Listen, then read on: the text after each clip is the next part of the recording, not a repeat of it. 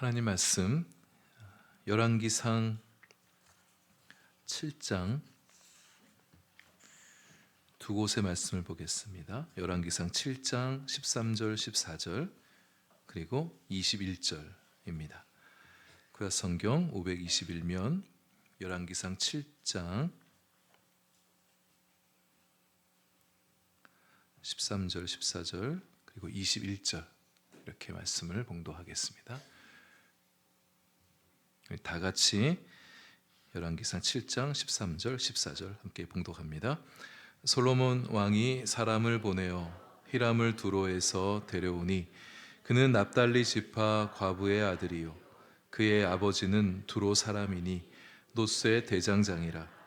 이 히람은 모든 놋 일에 지혜와 총명과 재능을 구비한 자이더니 솔로몬 왕에게 와서 그 모든 공사를 하니라. 21절 이 두 기둥을 성전의 주랑 앞에 세우되 오른쪽 기둥을 세우고 그 이름을 야긴이라 하고 왼쪽에 기둥을 세우고 그 이름을 보아스라 하였으며. 아멘. 우리가 신앙생활을 잘해 가다가도 어려움을 만날 때가 있습니다. 힘들어지고 우리 마음이 약해진 때가 있어요. 그럴 때 우리의 시선을 내 방향을 향해서 바라볼 필요가 있습니다. 먼저는 위를 바라보는 것입니다. 위를 바라본다는 것은 하나님을 바라본다는 거죠. 우리가 힘들고 어려운 일에 만나게 될 때 가장 먼저 할 일은 위에 계신 하나님을 바라보는 것입니다. 나 자신을 바라보고 나를 둘러싼 내가 지금 마음이 어려워지게 만든 내 형편이 있잖아요. 이 형편을 바라보면 지치고 주저앉아 버리고 싶은 마음이 들지만 눈을 들어서 하늘을 바라보게 되면, 하나님 바라보게 되면 다시금 일어설 수 있는 용기를 얻게 됩니다. 왜냐하면 우리 하나님은 용기를 주신 하나님이시거든요. 하늘을 보고 땅을 바라보면 땅이 새롭게 보입니다. 땅만 보면, 눈 깔고만 바라보게 되면 실망과 절망일 수 있지만 하늘을 바라보고 땅을 다시 보게 되어지면 황폐한 땅 가운데서도 희망의 씨앗이 솟아오르는 것을 볼 수가 있습니다. 주님 바라보시면서 주님이 주시는 새로운 은혜와 또 새로운 사랑을 힘입어 다시 일어서는 우리 성도님들 되시길 바랍니다. 둘째는 앞을 바라보는 겁니다. 우리의 눈을 들어서 다가올 미래를 바라보는 것이죠. 하나님을 바라보는 눈, 하나님이 바라보시는 눈으로 우리 미래를 보는 거예요. 부모님들 같으시면 여러분들의 자녀를 하나님의 눈으로 우리 자녀들의 미래를 바라봐 주는 거예요. 현재 모습만 보지 마시고 주님의 눈으로 미래를 바라봐 주는 거죠. 교회를 볼 때도 마찬가지입니다. 지금 교회의 현재 모습만 보는 게 아니라 교회의 미래를 주님의 눈으로 바라보는 거죠. 내 인생이 비록 지금은 약해 보일 수 있어요. 그러나 주님의 눈으로 내 인생을 바라볼 때 내 인생이 달리 보일 수 있습니다. 여러분의 가정도, 여러분의 교회, 우리 교회, 여러분의 선교회, 셀그룹, 부서들, 청년부, 중고등부, 아동부, 유치부 다 마찬가지예요. 그럴 때 보이지 않던 다른 것이 보이게 됩니다. 하나님이 보여주시는 하나님의 눈으로 미래를 보고 우리도 미래를 바라보며 나아가는 것, 그렇게 가야죠. 세 번째는 옆을 바라보는 것입니다. 옆에 믿음의 동역자들을 바라보는 거예요. 함께 믿음의 길을 걷고 있는 사람들을 보는 거예요. 나 못지않게 힘든 중에도 하나님 바라보면서 기도하면서 믿음으로 분투하는 성도들을 바라보게 될 때 우리는 다시 힘을 낼 수가 있습니다. 다시 힘이 날 거예요. 나도 저분처럼 힘내야겠구나, 그런 마음을 가지게 될 것입니다. 이제 우리 성년을 맡게 되는 우리 두 친구들에게는 우리 청년부 선배들이 그 역할을 해줘야 되는 거예요. 둘이 힘들 때 옆을 보는 거예요. 청년들이 우리 언니가, 우리 오빠들이 이렇게 살아가는구나, 그걸 보면서 힘을 내게 되는 거죠. 서로에게 길벗이 되어주는 우리 성도님들 되어주시면 좋겠습니다. 마지막으로 과거를 돌아보는 거예요. 내가 어떻게 여기까지 왔지? 내 삶을 하나님께서 어떻게 인도해 오셨는가를 돌아보는 겁니다. 여기까지 나를 이끌어주신 하나님의 은혜가 있었기 때문에 우리가 이렇게 서게 된 거잖아요. 지난 날을 돌아보면서 하나님의 은혜를 상기할 때 우리는 다시 힘을 낼 수가 있습니다. 우리 하나님이 에베네셀의 하나님이심을 알게 될 때 지금도 함께 하시는 임마누엘 하나님을 확신할 수 있게 되어지고, 그 하나님께서 여호와 일의 하나님 되어주셔서 우리의 미래를 새로운 은혜로 준비해 주신 하나님이심을 믿게 되어지는 거예요. 그래서 먼저 에베네셀 하나님을 만나야 돼요. 임마누엘의 하나님을 만나셔야 됩니다. 여호와 일의 하나님 만나게 되어질 때 우리는 다시 힘내어 나아갈 수 있게 될 것입니다. 오늘 성년 축하 행사를 진행하면서 솔로몬 성전에 관한 이야기를 우리 두 명의 친구들과 우리 성도님들과 함께 나누고 싶은데요. 솔로몬이 책임하여 건축하여 올린 성전은 이스라엘 백성들에게 매우 중요한 것이었습니다. 성전 하나님이 임재하신 곳이죠. 매우 거룩하고 특별한 곳입니다. 만물을 창조하시고 만물을 다스리신 하나님이시잖아요. 만물을 그분의 발등상 삼으신, 땅을 발등상 삼으신 하나님이시기 때문에 성전, 하나님에게는 성전도 비좁죠. 성전에 갇혀 계신 하나님은 아니십니다. 그러나 하나님께서 솔로몬이 봉헌했던 성전에 하나님께서 거해 주시겠다고 약속하셨어요. 그래서 그들은 성전에 와서 하나님을 만나는 거죠. 이스라엘 백성들은 하나님을 성전에서 만나는 거예요. 출애굽 백성들은 광야에서 성막에서 하나님의 임재를 확인하고 성막 안에 들어와서 하나님의 임재를 경험했다면, 이제 이스라엘 백성들은 솔로몬 시대 이후로부터는 성전을 바라보면서 하나님의 임재를 확인하고 성전 안에 들어와서 하나님의 임재를 경험하는 겁니다. 이스라엘 백성들은 성전을 바라보면서 하나님이 우리와 함께 해주시는구나, 우리를 다스려 주신 분이시구나, 성전 보면서 아는 거예요. 성전은 그들을 지탱하는 힘, 그들의 삶의 중심이었죠. 오늘날 우리의 교회가 그런 역할을 이어갑니다. 우리 기도 여러분에게도 교회가 좀 특별한 곳이지 않습니까? 우린 교회를 바라보면서 하나님의 살아계심을 확인하고 교회 안에 들어와서 하나님의 임재를 경험하고 하나님의 다스림을 받는 것이죠. 교회를 통해서 삶을, 하나님을 경험하는 것. 이스라엘 백성들의 삶의 중심이 성전이었듯 우리의 삶에도 교회가 중심이 되어지는 거죠. 솔로몬이 하나님의 성전을 짓고 난 후에 그가 행한 중요한 일을 오늘 본문에서 소개해주고 있는데요. 성전 전면에 따로 선 기둥을 세웠다, 이렇게 말하고 있어요. 노수로 만든 기둥이었습니다. 거기다가 네이밍을 하죠. 이름을 붙여요. 이름을 붙인다는 것은 의미가 있다는 겁니다. 뭔가 좀 특별하다는 거잖아요. 그 기둥에 중요한 의미를 부여했는데 그 기둥의 의미들을 함께 오늘 여러분과 나누려고 하는 건데요. 근데 그 전에 솔로몬이 그 기둥을 세우기 위해서 했던 일이 있었는데, 그 기둥을 세우기 위해서 전문가 하나를 불러옵니다. 이 전문가는 두롯 사람 히람이라는 사람이었습니다. 우리가 아까 봉독했던 9절의 14절을 보면 중반절에 히람이 모든 놋 일에 지혜와 총명과 재능을 구비한 자다, 이렇게 소개하고 있습니다. 놋을 다루는 전문가예요. 놋 일에 관해서는 그를 따라올 사람이 없는 겁니다. 놋 일에 관해서는 굉장히 총명하고 재능이 출중한 사람이었다, 이렇게 얘기해주고 있어요. 그럼 가만 보면 사람들에게는 히람처럼 저마다의 독특한 재주를 가진 사람들이 있습니다. 특별히 어떤 일들에 대해서 모두 다 잘하진 않아요. 어떤 일에 대해서는 좀 잘하는 그런 사람들이 있어요. 다방면의 능력자들도 물론 있습니다. 그런 사람들 부럽기도 하죠. 그러나 모든 사람에게 다 능력이 없진 않아요. 어떤 사람에게는 이런 재주, 저런 재주가 다 있단 말이죠. 히람이 모든 놋 일에 재능과 총명과 재주를 구비했던 것처럼 모든 놋일, 그러니까 모든 일에 재능과 총명과 재주가 있었던 게 아니에요. 모든 놋 일에, 놋에 관계된 일에 있어서는 히람이 탁월했다는 거죠. 여기 계신 분들도 여러분이 하신 일에 있어서만큼은 탁월하신 분들 되시길 바랍니다. 그 부분에 있어서는 이 부분만큼 내가 하나님이 주신 재능을 가지고 탁월하게 총명 있게 일을 하겠다, 뭐 이런 거죠. 우리가 그렇게 히람처럼 저마다 각자 잘한 일들이 있어요. 이야기 한 편 들려드리겠습니다. 우리 성도님들께는 제가 아주 오래전에 금요 기도회 때 한번 나눴던 이야기인데, 우리 두 분은 처음 듣는 얘기니까 한번 다시 좀 나누려고 하는데요. 옛적 어느 마을에 동물들이 모여 살고 있었습니다. 이 동물들이 학교를 하나 만들었어요. 수강 과목은 달리기, 기어오르기, 수영, 날기, 이런 이제 활동 과목들을 이제 커리큘럼으로 만들었습니다. 동네 유지 할아버지 할머니들이 모였어요. 우리가 이제 학교를 세웠는데 우리 아이들을 이제 공부시켜야 될 텐데, 이왕이면 다 잘하는 게 좋지 않겠나. 그러니까 우리 모든 동물들에게 우리가 만든 이 커리큘럼을 다 수강하게 하자, 이렇게 결정을 한 거예요. 오리는 수영하는데 굉장히 탁월합니다. 실제로 수영 강사보다 수영을 더 잘해요. 근데 달리기는 아주 형편이 없었습니다. 근데 달리기를 너무 못하는 학과 선생님이 오리가 너무 딱한 거예요. 안 되겠다, 내가 너를 위해서 달리기 연습을 좀 시켜줄게. 방과 후에도 오리를 불러내서 열심히 달리기 훈련을 시키는 거예요. 그러다 보니까 이 오리의 물갈퀴 발이 다 닳아 없어지게 되는 겁니다. 때문에 주특기였던 수영 실력도 현저히 떨어지게 되는 거예요. 보통 수준은 되었기 때문에 아무도 별로 걱정하지 않는 거예요.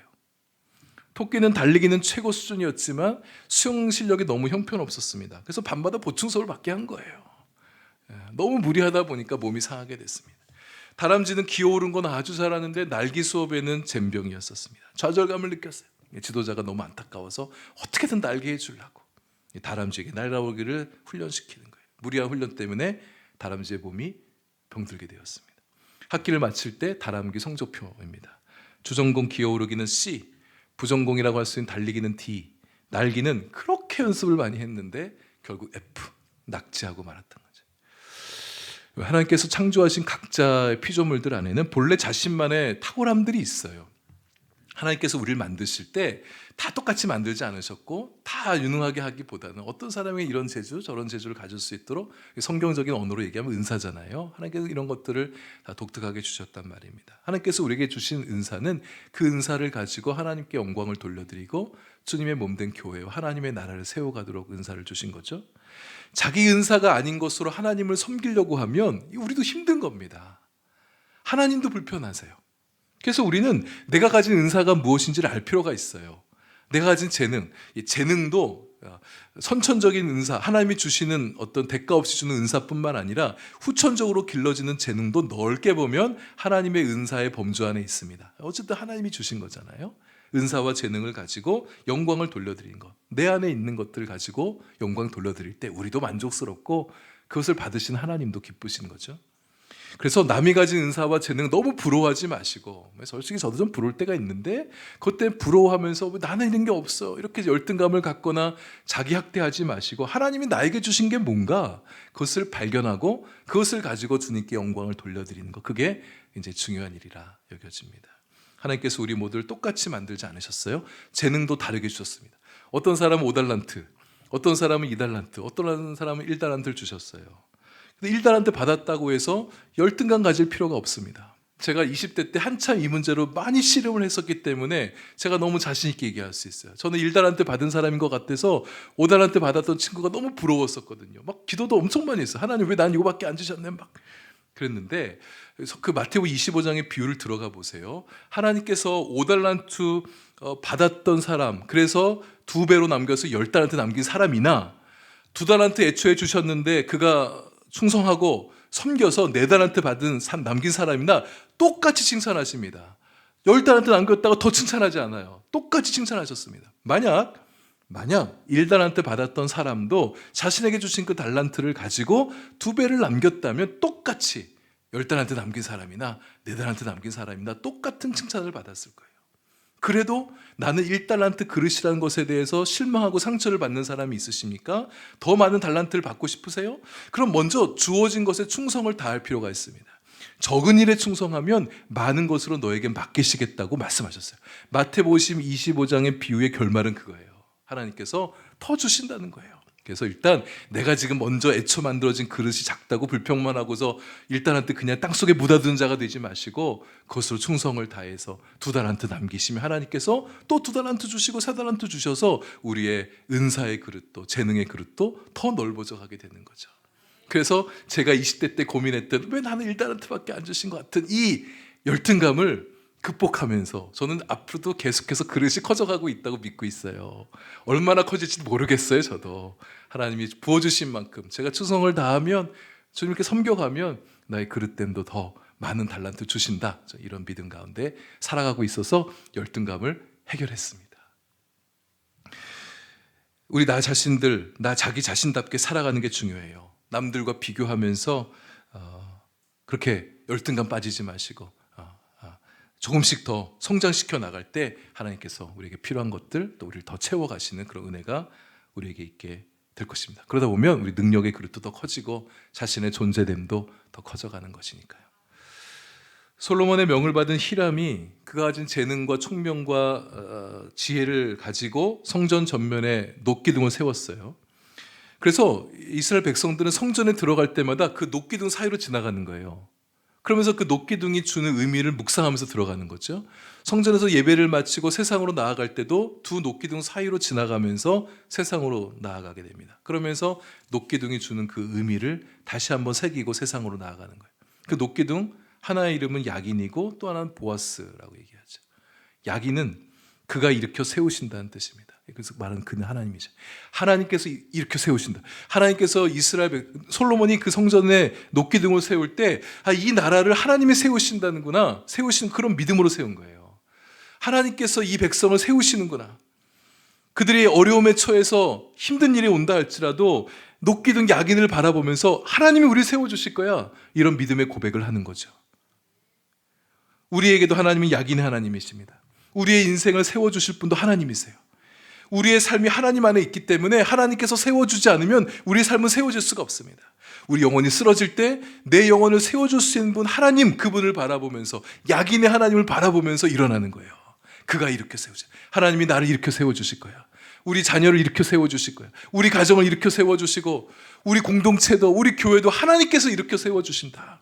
이 믿음으로 살아가는 거예요. 우리 자매님들 두 분, 여러분의 인생에 하나님께서 여러분의 인생을 이렇게 세워주시는 거예요. 살다 보면 어려울 때가 있습니다. 마음이 힘들어질 때가 있어요. 지금은 이제 대학도 입학했고 이제 3월부터 대학 다니고 얼마나 신나겠어요. 살다 보면 좌절감도 경험할 때가 올 수 있어요. 그럴 때 나는 왜 이래? 낙망하거나 좌절할 게 아니라 눈을 들어 하나님을 바라보는 거예요. 여러분의 인생을 세워주실 그 하나님 바라볼 때 다시 용기를 얻어서 더 힘있게 나아갈 수 있게 될 겁니다. 기대해 보세요. 하나님께서 내 인생 어디까지 세워줄 수 있을지. 두 번째는 보아스죠. 보아스는 그의 안에 힘이 있다는 뜻입니다. 보아스, 하나님 안에 힘이 있다. 우리 안에 힘이 필요할 때 보아스의 하나님 바라보는 거예요. 능력의 하나님 바라보는 거예요. 그 하나님 어떤 하나님이십니까? 물로 포도주를 만드신 하나님이세요. 말씀으로 천지를 만드신, 없는 것에서 있는 것을 끌어내신 하나님, 광야의 길을 만드신 하나님, 마른 뼈같이 아무것도 없는 nothing, 아무것도 없는 인생에게 생기를 불어넣어 주셔서 극히 큰 군대로 일어서게 하신 하나님, 얼마나 놀라운 하나님이세요. 그분 안에 그런 능력이 있다는 거예요. 근데 우리는 하나님이 능력의 하나님이라는 걸 알아요. 그러나 그 하나님이 내 인생 가운데도 그 능력을 행하여 주실까에 대해서는 별로 믿지 못한 분들이 많아요. 스스로 한계를 짓는 거죠. 그러다 보니까 하나님의 능력이 우리한테 제한적이게 되는 겁니다. 하나님 안에 능력이 있다. 그 능력을 믿고 소망하면서, 하나님 그 능력 내게도 좀 나눠주십시오. 내게 지금 능력이 필요합니다. 내게 능력을 주십시오. 그 믿음으로 구할 때 하나님께서 오셔서 우리에게 능력을 행해 주시는 거죠. 그 능력을 신뢰하지 못하고 그 능력에 우리의 삶을 걸지 못한다면 하나님의 능력은 나와는 상관없는 일이 되어집니다. 이제 그냥 지금까지 경험해왔던 그 수준에서 우리 신앙생활을 그냥 근근히 이어가고, 하나님의 더 큰 세계를 경험하지 못한 채 그냥 상상 속에서 막연하게 하나님의 능력이 크신 분이시구나, 그냥 상상 속에서만 경험하며 살아가는 우리 인생이 되어질 수 있는 거죠. 성령이 되시는 여러분들, 여러분의 눈앞에 야긴과 보아스의 두 기둥을 세워두는 거예요. 여러분의 인생의 가정 앞에도, 여러분의 인생의 미래 앞에도 야긴의 또 보아스의 기둥을 세워두시고, 그가 이렇게 세워주실 것과 그분 안에 능력이 있음을 굳게 믿고 우리의 삶을 또 살아나가는 우리가 될 수 있기를 바랍니다. 우리 연약함들 주님의 능력으로, 보아스의 능력으로 이겨나가시는 우리 성도님들 되실 수 있기를 바랍니다. 기도하겠습니다.